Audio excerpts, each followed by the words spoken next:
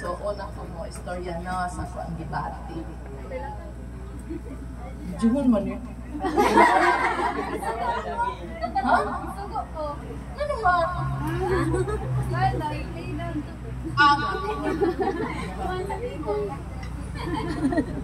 Bita, magpasalamat in behalf kay Kuya Shea sa amo ang pagbisita sa usa ug tunga sa tuig.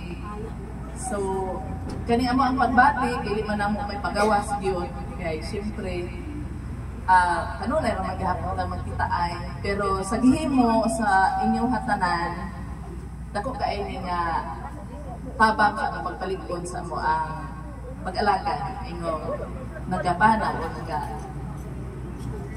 duaw sa katag kongregasyon. So, labi na kay naamo ang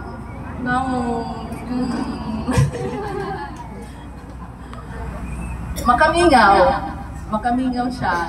Labi na kay siyempre ang mga kaigsuunan, hindi pa rin totally nga nagkasuod yun. Pero kita kay nag-alaga kang huba as a grupo, maingon din nato nga suod. Sa amo ang abahin, nag-ingon man din ha nga tinaod sige kung ba magbantay ka na o kanina sa atong panagbulang.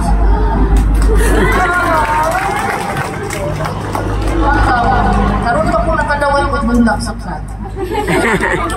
Sa bindi, sa inyong kongregasyon. Kaya mo lagi, panagbulang may nag-iingon. So mura, sakit-sakit no kung hisutang panagbulang. Pero sa positive, ato anang paagi, nindot kaayo. Kaya bisag nagbulag, happy gihapon. Sa kalibutan, kanang bulag, sakit kaya di naman magkita ay usahay, gani magtingganay. Pero kita, yung mga alagan ng Jehovah, ihiusan tatulog sa luma.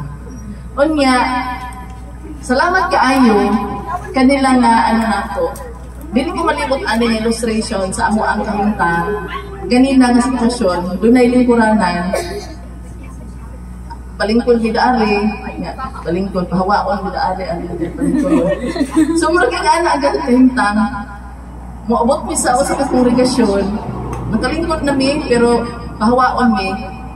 Nga nang dili man mi sakit, ang anak ang pagbati.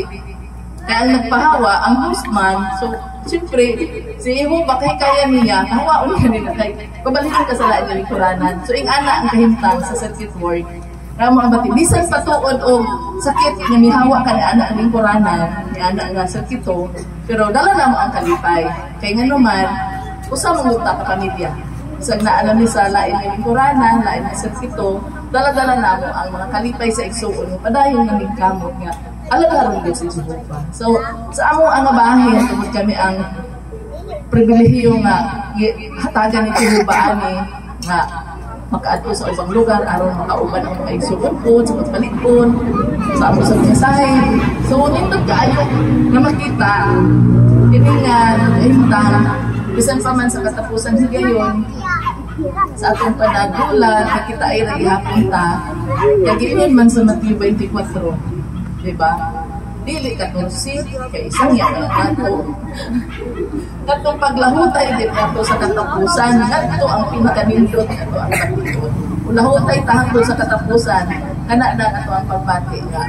Nagkahiusan na mag-alagad kang Jehovah. So sa pagkakaroon, gusto na mo man nga, ang inyong nahimo, sama mi kang Jehovah ba? Kanang naglantaw nito ni Jehovah, unsa man ang nahimo sa pag-alagad sa matag-usa. Dako ay naipabilhan. Labi na kung muluaw mo sa kongregasyon. Makita na mo ang mga igsuon.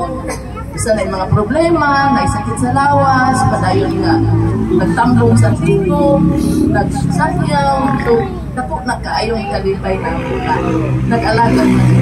So, sa ako ang abahin, isang kauman nito kay Yeshem, dako po kaya na ang kalipay. Kana, makita na ko sa mga igsuon nga naningkamot. Hangtod na moabot ang katapusan. O nangirat ko taman kay hapit naman taman ni hapon. Ito makapanihapon lagi din ko pa nun. Maugid, di ba gini si Pinkol, oy? I love you, Pinkol.